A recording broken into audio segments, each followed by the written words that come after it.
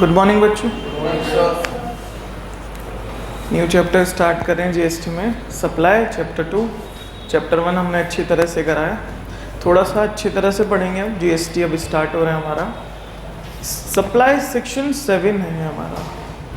Sir what about section 1 to 6? Section 1 to 6 वैसे तो final में पढ़ने को मिलेंगे, बट क्या बोलते हैं मैं आपको बता देता हूँ। Section 1 talking about applicability extent. Okay, applicability, ये एक्ट कब से एप्लीकेबल होगा, मतलब पूरा नाम इसका होता है short title applicability and extent. Short title central goods and service tax को आगे से बोला जाएगा CGST, it is short title. Short title applicability, applicable होगा whole of India including Jammu and Kashmir. और किस दिन से एप्लीकेबल होगा? 1 जुलाई 2017। Section 1 says this। नहीं है हमारे कोर्स में और होना भी नहीं चाहिए, क्या करोगे इसे पढ़ के। सेक्शन 2 बात करेगा डेफिनेशंस की, जैसे हम बात करते हैं section 2 102 talking about service. 2 subsection 6 talking about aggregate turnover. करते हो ना? हमेशा सेक्शन 2 बात करेगा सीजीएसटी एक्ट में व्हाट डेफिनेशन। और मैं एक बात और बता दूं, कोई भी एक्ट पढ़ो, चाहे टैक्सेशन चाहे कॉर्पोरेट, हमेशा सेक्शन 1 टॉकिंग अबाउट हर एक्ट का short title extent and applicability. Section 2 talking about definitions, यहाँ पर भी सेम है। सेक्शन 3 to सेक्शन 5 या rather than section 6 talking about administrations. What administrations? Administrations को बोला गया सीबीआईसी, एक इसमें central board of indirect tax and custom एक हमारा बोर्ड होगा। ये बोर्ड किसके अंतर्गत कार्य करता है? मिनिस्ट्री ऑफ फाइनेंस के अंतर्गत कार्य करता है। और मिनिस्ट्री ऑफ फाइनेंस में भी कौन से डिपार्टमेंट में? Department of revenue. मतलब चलता कैसे है? मोदी जी, निर्मला ताई, ministry of finance. Ministry of finance के नीचे हमारे पास डिपार्टमेंट है, डिपार्टमेंट ऑफ रेवेन्यू और डिपार्टमेंट ऑफ एक्सपेंडिचर। बजट कैसे बनता है? कहाँ से आएगा? घर का भी तो ऐसे बनता है, कहाँ से पैसा आएगा? और क्या ग्रोसरी में जाएगा, क्या रेंट में जाएगा, क्या एजुकेशन में जाएगा, क्या सेविंग में जाएगा? यस या नो? सेम गवर्नमेंट बजट बनाती है under what? Ministry of finance में। फाइनेंस मिनिस्ट्री पेश करती है ना बजट, फाइनेंस मिनिस्टर। यस या नो? यस, सेम होता है। तो मिनिस्ट्री ऑफ रेवेन्यू के अंतर्गत आता है व्हाट? सीबीआईसी। सीबीआईसी के अंतर्गत 2 डिपार्टमेंट आते हैं, फर्स्ट सेंट्रल सीजीएसटी और स्टेट एसजीएसटी। सब बात करी गई है किसके अंदर? सेक्शन 3 to सेक्शन 6 में। फिर सीजीएसटी और एसजीएसटी में कैसे कैसे ऑफिसर्स होंगे बताने के लिए बता देता हूँ, इररेलेवेंट टू योर एग्जाम, बिल्कुल इररेलेवेंट टू योर एग्जाम। फिर सेंट्रल में कैसे कैसे ऑफिसर्स बैठेंगे? सबसे लोअर लेवल का ऑफिसर होगा सुपरिटेंडेंट, राइट। फिर आएगा आपके ऊपर व्हाट? एसी, असिस्टेंट कमिश्नर, फिर डेप्यूटी कमिश्नर, फिर कमिश्नर, कमिश्नर अपील्स। ऐसे जा जाके इसमें क्या बैठेगी? अथॉरिटीज बैठेंगी। किसमें? सेंट्रल सीजीएसटी में और ऐसी स्टेट सीजीएसटी में। ये दोनों डिपार्टमेंट मेरठ में हैंगे। यस या नो? कहाँ पर है सर? सीसीएस यूनिवर्सिटी के सामने है दोनों डिपार्टमेंट। ठीक है, ओके। तो ठीक है, ये सेक्शन 3 to सेक्शन 6 में बात करिए, इररेलेवेंट टू योर एग्जाम। अब रेलिवेंट पढ़ते हैं सप्लाई, सेक्शन 7, यहाँ से इंपॉर्टेंट स्टार्ट होता है आपका। हमने कुछ बात कर भी रखी है। जीएसटी में टैक्सेबल इवेंट होगा क्या? Supply. If there is no supply there is no GST. अगर तुम्हें कहीं सप्लाई ना दिखे, जीएसटी मत लगाना, क्योंकि यहां गुड्स भी टैक्सेबल होगा, सर्विस भी टैक्सेबल होगी। गुड्स का टैक्सेबल इवेंट था व्हाट? इंटर स्टेट या इंट्रा स्टेट सेल्स। यस या नो? और सर्विस का टैक्सेबल इवेंट था सर्विस प्रोवाइडेड। यस या नो? यस। बट जीएसटी में टैक्सेबल इवेंट व्हाट? सप्लाई। ना सेल्स बोलेंगे ना सर्विस बोलेंगे, सप्लाई। सप्लाई ऑफ गुड्स भी हो सकता है, सप्लाई ऑफ सर्विस भी हो सकती है। यस या नो? तो taxable event under GST is called as supply. ठीक है। सप्लाई कुछ बेचना, हाँ।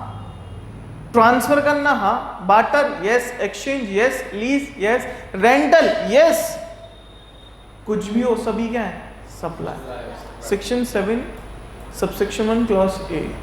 थोड़ा थोड़ा बताया भी था मैंने आपको, फिर भी दोबारा से रीस्टार्ट कर रहे हैं। Section 7(1)(a talking about what? Section 7(1)(a talking about what? Supply. Meaning of supply.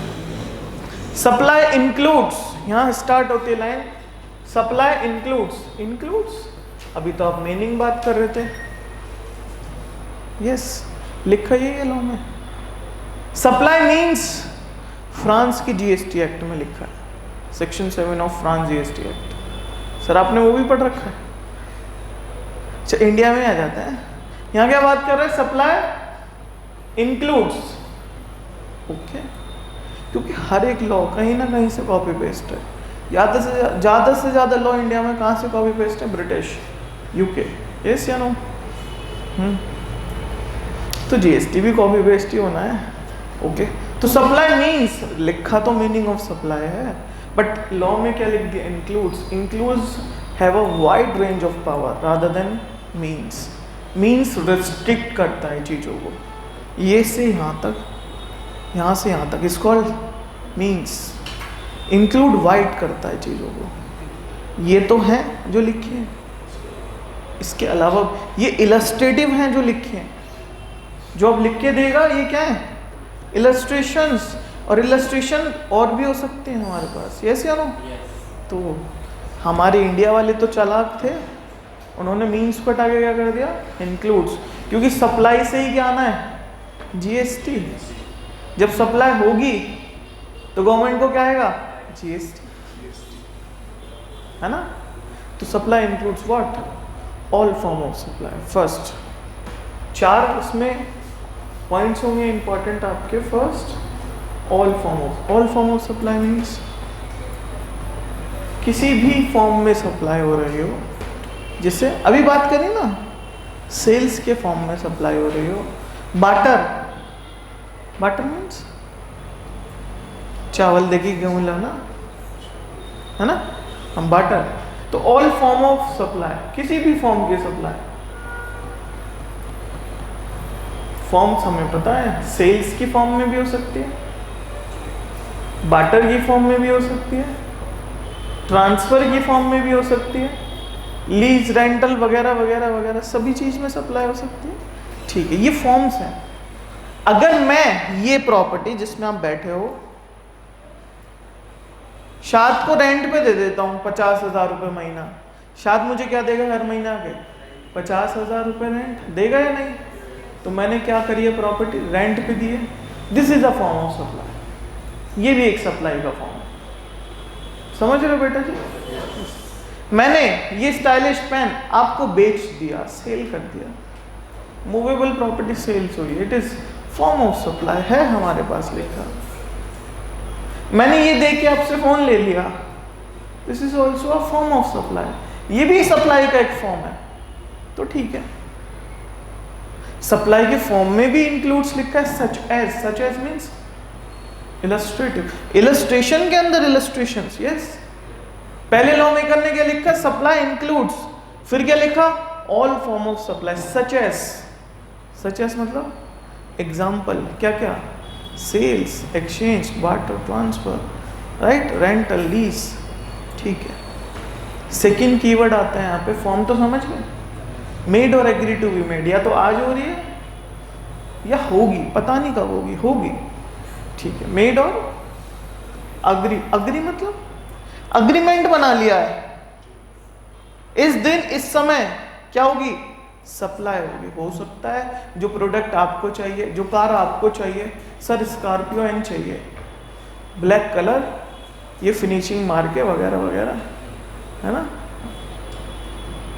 तो अभी तो बनी हुई है नहीं वो कार, हाँ, वेटिंग पीरियड में लगेगा time. It is called agreement to sale. हाँ, सप्लाई होगी बट बाद में होगी। मगर आज ही क्या हो रहा है? टैक्सेबल इवेंट हो रहा है, सप्लाई आज हो रही है। यस या नो? हाँ, जीएसटी में टैक्सेबल इवेंट आज गिर रहा है, बट हाँ पोजेशन जाएगा, 3 महीने बाद जाएगा। ठीक है, तो मेड और व्हाट? Agree to made. समझ में आ रही है बात? ठीक है, 2 कंडीशन। अच्छा, 4 पढ़ेंगे, चारों की चारों होंगी तो ही क्या होगी? सप्लाई, अदरवाइज सप्लाई नहीं होगी, ठीक है। तो all form of supply, form समझ लिए, या तो आज दे दो कार या 3 महीने बाद दे दो, पोजेशन से कोई मतलब नहीं है गुड्स की, ठीक है। थर्ड, फॉर अ कंसिडरेशन, इसके लिए क्या चाहिए बेटा जी? Consider. Third condition is my for a, what do you mean consideration? Something in returns, yes. और कुछ? मैं आपको कार दूंगा, आप मुझे, यहाँ एक वर्ड है क्या, मैं शोरूम ओन करता हूं एक्टिवा का, ठीक है। आप स्कूटी लेना है अपने पापा के साथ, पेमेंट आपके पापा कर रहे हैं, स्कूटी आपके नाम में जा रही है, इट इज इन सप्लाई। लगा के देखते हैं क्या चाहिए। ऑल फॉर्म, फॉर्म कौन सी चाहिए? सेल्स हो रहा है क्या? हाँ, सेल्स ऑफ स्कूटी हो रही है, पहली कंडीशन फुलफिल्ड। आज ही ले जाओगे स्कूटी? हाँ, बहुत स्टॉक है, ले जाओ, आज ही ले जाएंगे स्कूटी। मेट, पैसे, हाँ मुझे तो पैसे मिल रहे हैं, तो पैसा कंज्यूमर से ही मिले? हाँ, यस, नहीं, ये मैंडेटरी नहीं है। यहाँ लिखा है लॉ में क्या? कंसिडरेशन। अगर लिखा होता बाय व्हाट, कंज्यूमर, तो भाई साहब कौन देगा पैसे? हाँ, पापा नहीं दे सकते, फिर किसे कमाने पड़ेंगे? आपको कमाने पड़ेंगे। समझ में आ रही है बात? लॉ में लिखा ही नहीं बाय कंज्यूमर। अच्छा, चलो, तो मुझे तो पैसों से मतलब है,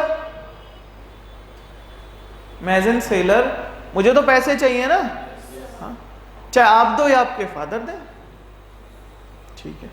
तो all form sales made consideration for in course और फर्दरेंस ऑफ बिजनेस।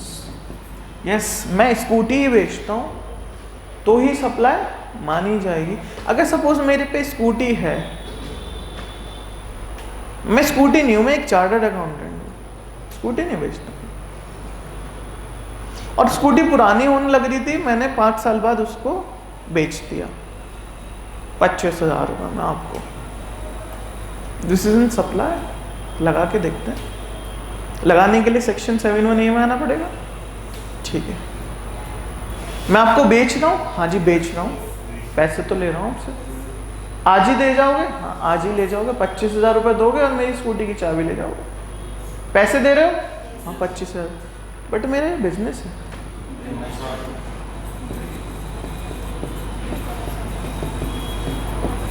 मेरा बिजनेस स्कूटी बेचना है, मेरा बिजनेस क्या है? सीए सर्विसेज प्रोवाइड करना, यस या नो? बट हाँ, अगर ये 25,000 रुपये मुझे ऑडिट फीस के दे के जाते तो ये मेरी सप्लाई हो जाती, समझ रहे हो ना? हाँ, तो yes, in course of business, business means जिसमें आप वर्क कर रहे हो, और furtherance of business, what do you mean of furtherance of business? Just like an example, suppose मैं स्कूटी बेच रहा हूं, मैंने एसेसरीज भी बेच दी, आपने मुझे 1,25,000 रुपए स्कूटी के दिए, 10,000 रुपए अलग से दिए एसेसरीज के, मैं क्या बेच रहा हूँ? स्कूटी या accessories? Scooty.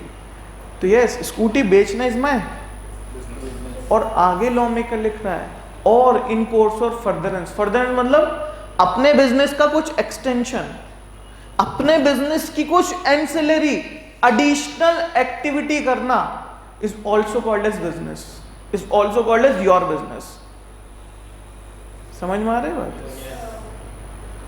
Just like an example, I am a chartered accountant practice, आपने मुझे 25,000 रुपए दिए ऑडिट फीस के, 10,000 रुपए और दे दिए, सर ITR भर देना, ठीक है। मैं आपको बिल कितने का दूंगा? 35,000 प्लस GST का दूंगा, यस या नो? यस। आपने मुझे 25,000 रुपए ऑडिट फीस के दिए, 25,000 स्कूटी के दिए, कितने पे GST लगेगा? 25 पे लगेगा, यस या नो? हाँ, बट इसके एक्सेप्शंस आएंगे बाद में जब हम ITC चैप्टर पढ़ेंगे, ठीक है। अभी तो जो पढ़ रहे हैं, जो लिखा है वो पढ़ रहे हैं, समझ में आ रहा है ना? यस। और in furtherance of business, furtherance मतलब addition, right, furtherance of business. तो ठीक है, this is section 71A talking about these 4 conditions. ये दिमाग में छप जानी चाहिए। वैसे तो जितनी बार हम बोलेंगे छप ही जानी है, इसमें कोई बात नहीं है। सारे सेक्शन बिना किताब के, है ना? ठीक है। Section 71A talking about 4 conditions. ये 4 की 4 हैं तो सप्लाई है, ये 4 में से कोई एक भी मिस है तो सप्लाई नहीं है। ठीक है। 4 क्या? ऑल फॉर्म ऑफ सप्लाई, सारी फॉर्म आएंगी। ठीक है।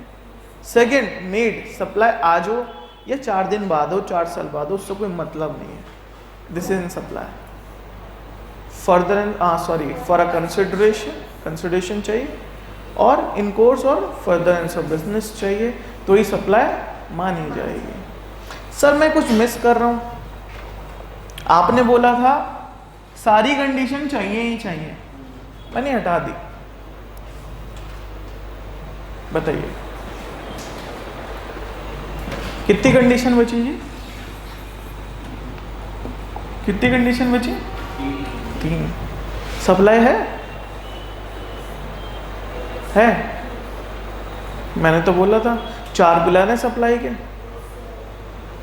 अगर एक पिलर टूटा घर गिर जाएगा, सप्लाई नहीं है। 71A के हिसाब से नहीं है। ठीक है। 71A 71C के हिसाब से सप्लाई है। अच्छा, 71C क्या है जी? अच्छा, B क्यों नहीं पढ़ा रहे? C से रिलेट करता है इसलिए नहीं पढ़ा रहे। 71C talking about free supply. Free मतलब कुछ जा तो रहा है बट कुछ उसके return, something in return, this is called free supply. तो लॉ मेकर कहेगा ये फ्री सप्लाई नहीं है, ये क्या है? जीएसटी सप्लाई है। मतलब सप्लाई कब होती है? मैंने स्कूटी दी, पैसे लिए, बिल दिया, घर जाओ, जीएसटी दी गवर्नमेंट को तुमसे लेके, this is in supply. But law maker कहेगा स्कूटी दी, पैसे नहीं लिए, फिर भी टैक्स भरना पड़ रहा है मुझे, दिस इज सेक्शन 71C। तो जब मैं तुम्हें स्कूटी दे दूंगा और तुमसे 1 रुपया नहीं लूंगा, ना तो स्कूटी के नाम का ना जीएसटी के नाम का, तो भी मुझे क्या भरना पड़ेगा गवर्नमेंट को? GST. It's called as free supply, section what? 71C। मतलब यहाँ क्या मिस होगा? यहाँ मिस होगा व्हाट? कंसिडरेशन। यस, यहाँ मिस होगा हमारे पास कंसिडरेशन। ठीक है, धीरे धीरे पढ़ते हैं अब। आइए जरा अपने बुक्स पे आइए। सभी के पास है ना?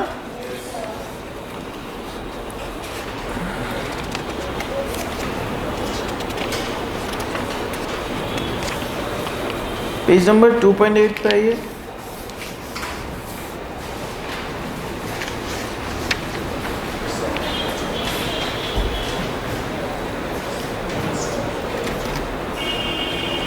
कॉन्सेप्ट नंबर 3, स्टैट्यूटरी प्रोविजंस मिल रहे?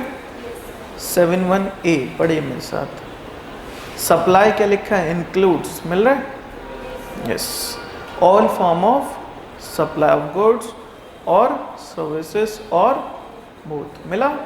Yes. Such as what? Such as ही लिखा है ना?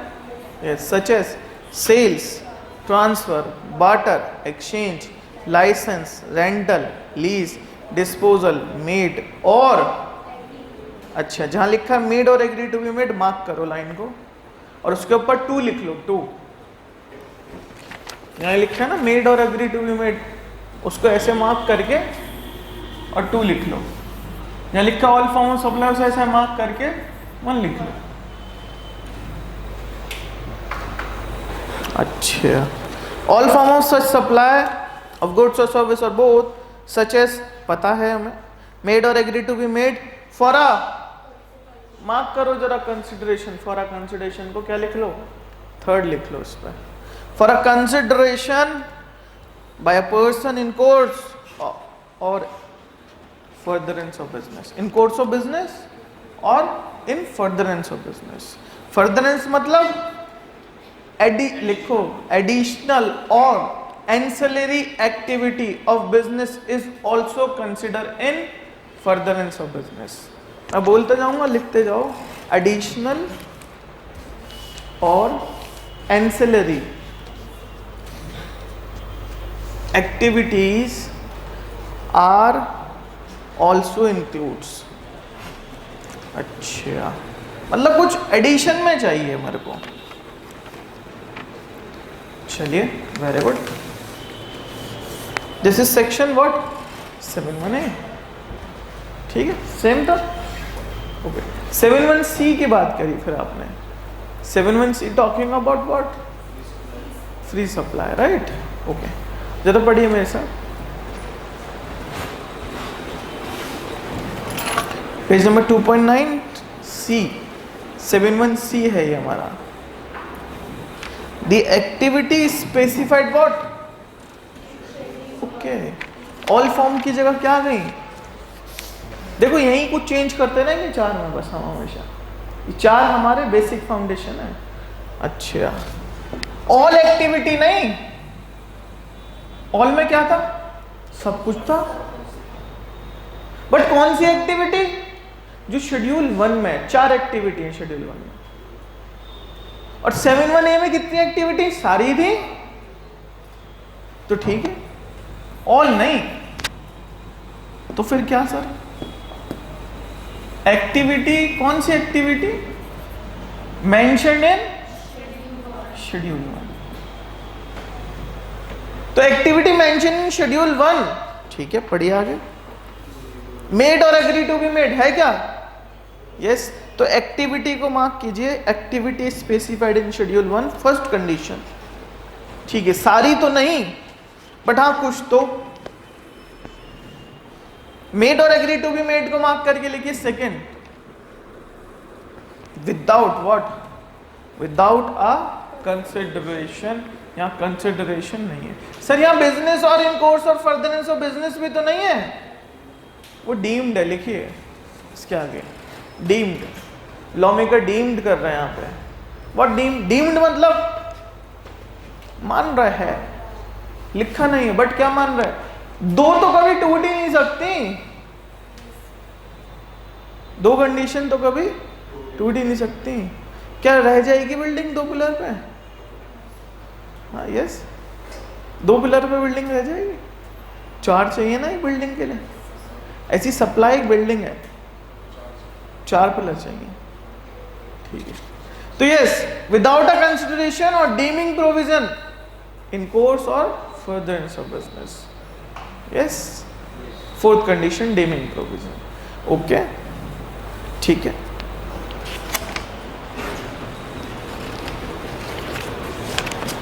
ये हुआ हमारे पास. अब आइए आप page number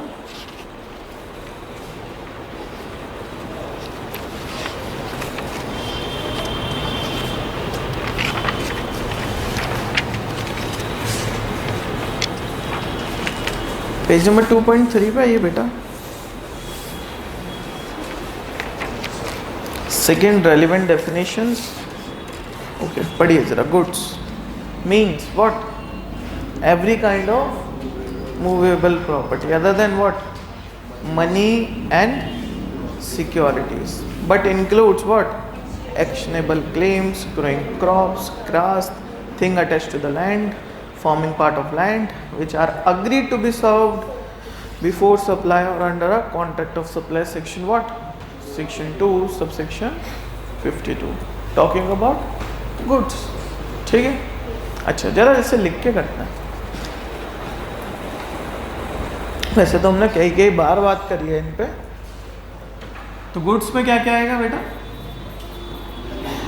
only movable property आएगी या नहीं? बट इसमें नहीं आएगा. क्या नहीं आएगा? Except money and security. What do you mean of security?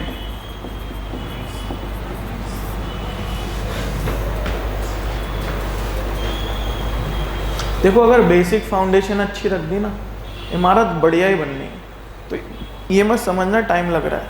हाँ, थोड़ा सा टाइम लूंगा शुरुआत में, बट फिर जब हम चलेंगे ना तो बहुत अच्छा लगेगा पढ़ने में। What do mean of securities? Very good, shares, debentures, bonds. Okay, लिख लेते हैं। ये आपको भी लिखनी है ऐसी डेफिनेशन, पहले समझ लो। हम एक्सट्रैक्ट कर रहे हैं, व्हाट एक्सट्रैक्ट? सेक्शन 252 का एक्सट्रैक्ट कर रहे हैं, देख रहे हैं इसमें और क्या क्या हो सकता है, निकाल के। ठीक है, तो शेयर्स बोले आपने, डिवेंचर्स बोले, और बेटा जी बॉन्ड्स, म्यूचुअल फंड्स आएंगे, यस, और कुछ प्रेफरेंस शेयर्स आ भी सकता है। इंश्योरेंस तो सिक्योरिटी है ही नहीं बेटा।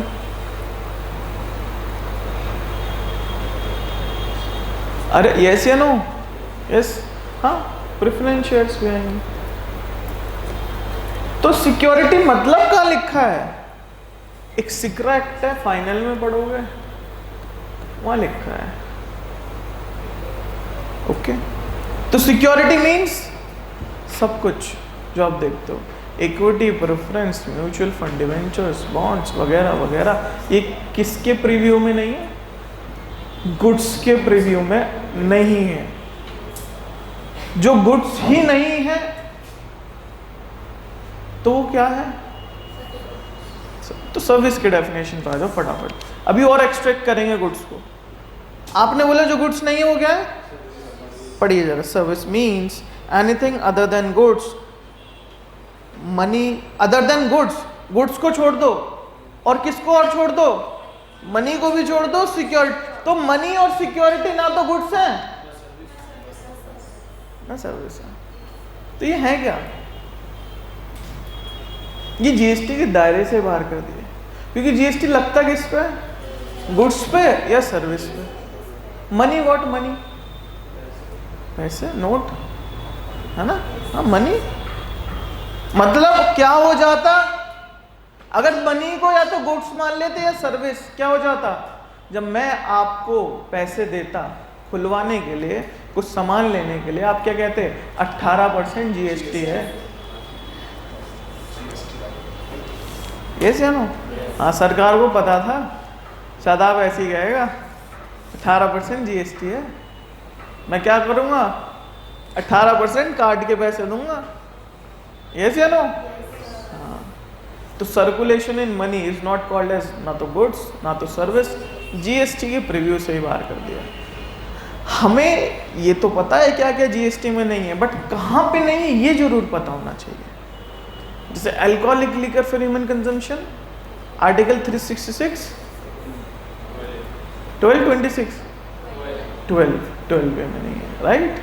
अच्छा, मनी, हाँ जीएसटी तो नहीं लगता, बट कहाँ नहीं कह रहा? ना तो गुड्स में फॉल कर रहा ना सर्विस। जो गुड्स और सर्विस नहीं है वो पता नहीं क्या है ना? ठीक है, ठीक। तो मनी तो पता ही है सबको, पैसा, राइट? ओके, मेरी क्वेश्चन है, FDR is a money? FD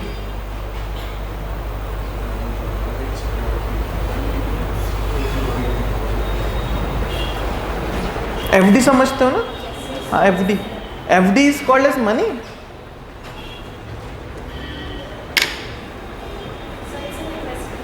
investment, ठीक है, मैंने आपके बैंक में एफडी करा दी, ठीक है, इन्वेस्टमेंट कर दिया, ठीक है। ये मनी है या नहीं? मैं तो इतना पूछ रहा हूँ,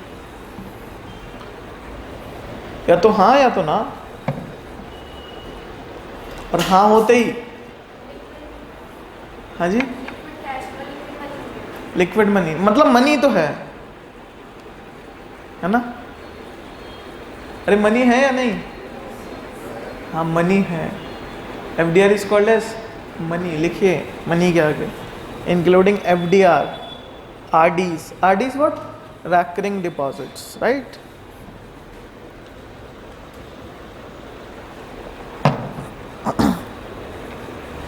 ओके, तो goods every kind of movable property है एक्सेप्ट मनी, एक्सेप्ट सिक्योरिटी। वापस से गुड्स की डेफिनेशन पे आ रहे हैं, बट इंक्लूड्स, व्हाट इंक्लूड्स, ठीक है, एक्सेप्ट बट इंक्लूड्स व्हाट, क्या लिखते हैं, प्लस कीजिए, यहाँ एक्सक्लूड कर, एक्सेप्ट करा था माइनस कीजिए, क्या प्लस करोगे बेटा, कह रहा है वो actionable claims. What do you mean of actionable claims? एक बच्चे ने बोला डेट्स, सन्नी डेटर्स की बात कर रहे हो या लोन्स एंड एडवांसेस की बात करो? You are a chartered accountant student, तो आपसे पूछ सकता हूं मैं, क्या नहीं? What do you mean of actionable claims? Debts सही बोल रहे हैं, but what debt? Sundry debtors,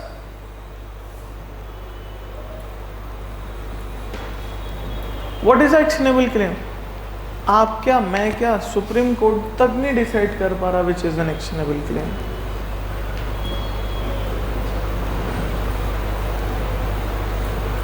right, but पढ़ना तो पड़ेगा। What do you mean of actionable claims? देखो लॉ पढ़ रहे हो तो उसकी गहराई में जाना पड़ता है। एक्शनेबल क्लेम नहीं पता आपको, मुझको, किसी को नहीं पता, सुप्रीम कोर्ट भी अभी वर्क कर रहा है। Actionable claim is called as sundry debtors. Law maker क्या मानते हैं? सन्नी डेटर्स, बट ऐसा कुछ लिखा तो है नहीं कहीं पे, तो ठीक है। एक्शनेबल क्लेम्स, आगे what? Growing crops. Growing crops मतलब, अरे क्रॉप्स फसल, वो भी क्या है? गुड्स है, मतलब फसल बिकने पे, हाँ लो एग्रीकल्चर तो एग्जाम्प्ट है। कौन? वेरी गुड, इंक्लूड तो करा, फिर एग्जाम्प्ट कर देंगे। एग्जाम्प्ट है मतलब टैक्स तो लग रहा था, उसको बाय वे ऑफ नोटिफिकेशन क्या कर दिया? एग्जाम्प्ट कर दिया। खुद ही बोल रहे हो एग्जाम्प्ट है, मतलब टैक्स तो लग रहा है बट गवर्नमेंट ने क्या कर रखा है? एग्जाम्प्ट कर रहा है। ये टेक्निकल लैंग्वेज पकड़नी पड़ेगी आपको। तो growing crops is under the preview of goods. अगर मैं फसल काट रहा हूं तो वो क्या है? गुड्स है मेरे, ठीक है। ग्रोइंग, हाँ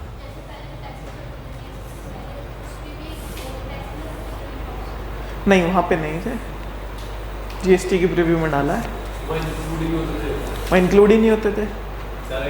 हाँ, जब किसी पे कोई टैक्स है नहीं तो वो एग्जेम्प्ट है, ठीक है ना। वहाँ स्टेट गवर्नमेंट को प्रीव्यू दे रखे थे और किसी भी स्टेट ने कोई टैक्स लगा ही नहीं रखा था एग्रीकल्चर, और यहाँ दोनों बैठेंगे मिलके, तो कुछ स्टेट के भी कुछ सेंटर के भी टैक्स पे बात करनी पड़ेगी। तो ग्रोइंग क्रॉप्स, अगर आप उगा रहे हो व्हाट? फसल, it's called as goods. But हाँ, टैक्स लेंगी या नहीं लेगी सरकार वो अगले चैप्टर्स में डिसाइड होगा, ठीक है। It is a goods. और बताइए, thing attach to the land, thing attach to the land पढ़िए जरा। ग्रास, ग्रोइंग क्रॉप्स, ग्रास यहीं पे आएगा, ये भी ग्रास। और व्हाट? एंड इसमें जोड़ रहे हैं, नॉट अलग से नहीं है। And what? Thing attach to the land. What do you mean thing attach to the land? गन्ना, thing attach to the land. हाँ, पेड़, thing attach to the land. Yes, पेड़ भी बिक सकता है ना। हाँ, तो यस, जो भी लैंड से अटैच्ड है, your immovable property, thing attach to the land, yes है तो, बट वो क्या नहीं है? गुड्स, क्योंकि ऊपर क्या लिखा है? Thing attach to the land किसके रिस्पेक्ट में बात कर रहा है? क्रॉप्स के, मतलब गन्ना भी आएगा, फसल भी आएगी, पेड़ भी आएंगे, जो भी धरती उगा रही है सब कुछ आएंगे, ठीक है। वो सब किस में फॉल करेंगे? गुड्स में फॉल करेंगे, ठीक है। तो thing attach to the land, इस पे क्वेश्चन है आईसीआई का, thing attach to the land पढ़ेंगे जब करेंगे test your knowledge. I hope test your knowledge हो गए चैप्टर 1 के ना। लिख के करें, नहीं लिख के नहीं करें। चलो, थिंग अटैच टू द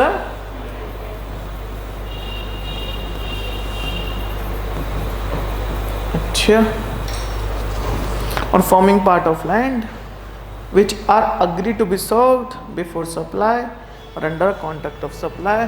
वो सप्लाई में या तो दिए जाएंगे या कॉन्ट्रैक्ट में कभी फ्यूचर में दिए जाएंगे। तो कंक्लूड करते हैं what do mean of goods as per section 2 subsection 52 every kind of movable property. ठीक है, ओके, बट दो नहीं, मनी एंड सिक्योरिटी। ठीक है, एंड बट कुछ इंक्लूड होंगे, what actionable claims, growing crops, grass, thing attached to the land. This is the definition of goods. ये क्या है? Goods है। हिंदी में बात करें goods क्या है? Movable property। क्या नहीं है? Money security। क्या और है? Actionable claims और वैसे एक्शनेबल क्लेम को बहुत अच्छी तरह इन्होंने डिफाइंड करा। अभी एक एक्ट आया था गेमिंग से रिलेटेड, जो ऐप चलते हैं ना ड्रीम 11 एंड ऑल, उसको रिस्ट्रिक्ट करा है ना गवर्नमेंट ने। जो ड्रीम 11 पे जो आप जीतते हो उसको लॉ जीएसटी में बोलेगा विच इज एक्शनेबल क्लेम। पढ़ोगे अभी आप, बट आज भी क्वेश्चन समझ नहीं आता what do mean of actionable claim, समझ में नहीं आता किसी के। जहाँ कुछ लिखा है एक्शनेबल क्लेम के बारे में वहाँ पढ़ लेंगे। Actionable claim under the preview of goods और सप्लाई ऑफ गुड्स पे क्या लगता है? जीएसटी लगता है। इतना हमें पता है। चलें आगे। ठीक है, section 2 subsection 52, section 2 subsection 102 talking about services. ये लिखना है आपको, फोटो ले लो उसकी, फिर सर्विसेज पे चलेंगे। अगर लिखना है तो बाद में लिख लेना।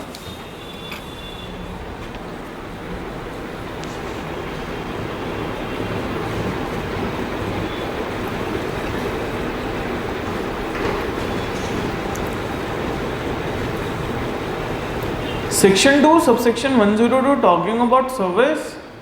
और सर्विस क्या है? जो गुड्स नहीं है वो सर्विस है। सर्विस क्या है? जो मनी नहीं है वो सर्विस है। सर्विस क्या है? जो सिक्योरिटी नहीं है वो सर्विस है। देखिए एग्जांपल है आपसे, पूछूं? Yes, I am a broker, share broker, just like Zerodha grow. सुना है? नहीं, जीरोधा ग्रो है, कुछ नहीं सुना? सुना? Sharekhan, ICICI direct and all, बहुत सारे होता है। वो क्या काम करता है?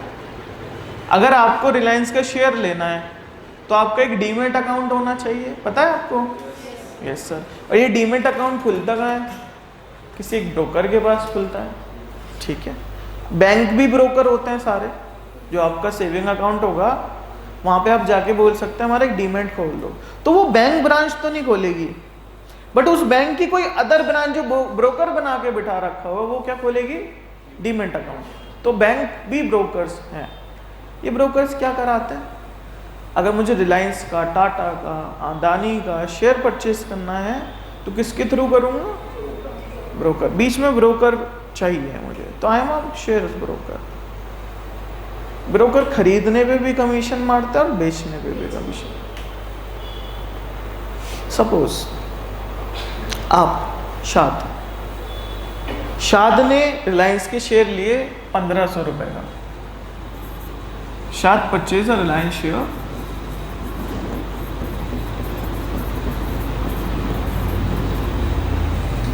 worth rupees,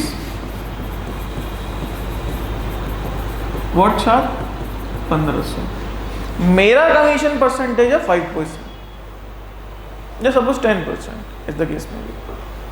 ठीक है, अभी जब खरीदेगा तो भी मैं क्या चार्ज करूंगा? कमीशन। कितना? 10%। तो शाद को कितने का पड़ेगा shares? Shares value 1500 plus what? Commission. शाद के यूपीआई से पैसे कटेंगे व्हाट? इसे कितने का बड़ा शेयर? इस पे जीएसटी है? दिस इज सिक्योरिटी, यस या नो? इस पे जीएसटी है? नो, नो जीएसटी, पता है नहीं है, नो जीएसटी। इस पे जीएसटी है?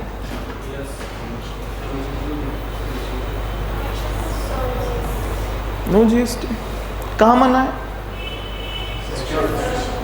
हाँ, ये पता होना चाहिए, सेक्शन 252 टू 102। इस पार्ट पे जीएसटी है? शेयर्स को मना कर रहा है, शेयर्स के कमीशन को मना नहीं कर रहा। यस है ना? Yes sir. तो यस, वो 150 रुपये ले रहा है तो यस हम मानेंगे 150 में क्या इंक्लूड है? जीएसटी। बट हाँ 1500 में क्या इंक्लूड नहीं है? क्यों? क्योंकि शेयर्स पे जीएसटी लगता ही नहीं। क्यों नहीं लगता? क्योंकि ना तो वो गुड्स है ना वो सर्विस, बट उसके कमीशन पे लगता है। तो ये इंक्लूसिव ऑफ जीएसटी होगा, हम ये डीम्ड करेंगे और होता भी है। समझ में आ रही है बात या नहीं? ठीक है, पढ़ेंगे। Services means anything other than goods, money, security, but includes activity relating to use of money or its conversion by cash or by any other mode from one form to another form। सही पढ़ रहे हैं? currency or denominations, currency or denomination for which a separate consideration is charged। इधर आपको जाना था China, आपको जाना था यूएस, रुपीस चलेगा वहाँ पे? नहीं चलेगा। आपने फॉरेन एक्सचेंज डीलर्स होते हैं, यस, वहाँ जाके अपना रुपीस दिया और क्या ले लिया? डॉलर्स ले लिए। क्यों ले लिए डॉलर? क्योंकि जिस कंट्री में जा रहे हैं वहाँ रुपीस नहीं चलता, बट वो जो कन्वर्ट कर रहा है ना वो कमीशन मारेगा आपसे। ये आना जाना तो मनी है ना, रूपी भी क्या है? मनी। डॉलर भी क्या है? मनी। तो मनी देके मनी लेना outside the preview of GST, but उसको जो कमीशन बचा, मतलब हिंदी में बात करें, मैंने 1 लाख रुपए दिए, ठीक है, मैं माइनस हो गया 1 लाख से, किसको दिए? डीलर को। इसे डीलर बोलते हैं। अभी हम कॉर्पोरेट लॉ में पढ़ेंगे FEMA act. FEMA stands for Foreign Exchange Management Act, right? वहाँ पे इनकी बात होगी। ऑथराइज्ड डीलर बोलते हैं ना, बैंक्स ही होते हैं यहाँ पे भी ज़्यादातर, राइट? ओके, तो मैंने 1 लाख रुपए दिए डीलर को, क्या बोल रहे हो? ऑथराइज्ड डीलर को। इसको 1 लाख रुपए आए, बट इसने अपने पास से दिए 98,000 और मुझे कितने मिले? 98,000। किसे प्रॉफिट हुआ? तो ये 2000 पे जीएसटी लगेगा। Yes, this is not a money, this is the profit. Profit of what? Money को एक्सचेंज करने का प्रॉफिट। यस या नो? और लॉस पे तो जीएसटी होता ही नहीं। तुमने तो मनी देके मनी ली, तुम्हारे लिए तो कोई जीएसटी के बात ही नहीं हो रही। बात किसकी हो रही है? ऑथराइज्ड डीलर की। तो yes, it is what? It is an service. पढ़िए जरा। Includes activity relating to use of money और इट्स कन्वर्जन बाय कैश और by any other mode from one form currency or denomination to another form currency or denomination for which a separate consideration is charged. This 2000 is a separate. This 2000 is what? Separate consideration. It is what? Service. But supply of service पे क्या है? GST। ठीक है? Yes. तो ठीक है। Share में broker पैसा खाएगा, GST है। मनी में ऑथराइज्ड डीलर पैसा खाएगा। अच्छा, ऑथराइज्ड डीलर को छोड़ दो, ये तो एग्जांपल हो गया one currency to another currency. अब बात करते हैं one denomination to another denomination, चलता भी है मार्केट में। मुझे 10 के नोट की गड्डी चाहिए, मेरे दोस्त की शादी है, क्या करोगे सर? अरे वो छोड़ दो, 10 के नोट की गड्डी चाहिए, ठीक है, 10 के नोट की गड्डी मिलती नहीं नए नोट की। हाँ? मैं पैसे लेके खड़ा हूं 500 के नोट, कोई देने को तैयार नहीं है। हाँ दे रहे हैं, और वो क्या बोल रहे हैं, 500 रुपये ज्यादा लेंगे। दिस 500 रुपीज वन डिनोमिनेशन से सेकेंड डिनोमिनेशन में जाने के चार्जेस इज कॉल्ड 500 रुपीज। तो जो 500 रुपये से वो प्लस होगा is called what, service. Yes या नो? और सप्लाई ऑफ सर्विस पे क्या है, बट हर पे नहीं है, रजिस्ट्रेशन की रिक्वायरमेंट पड़ेगी बीच में।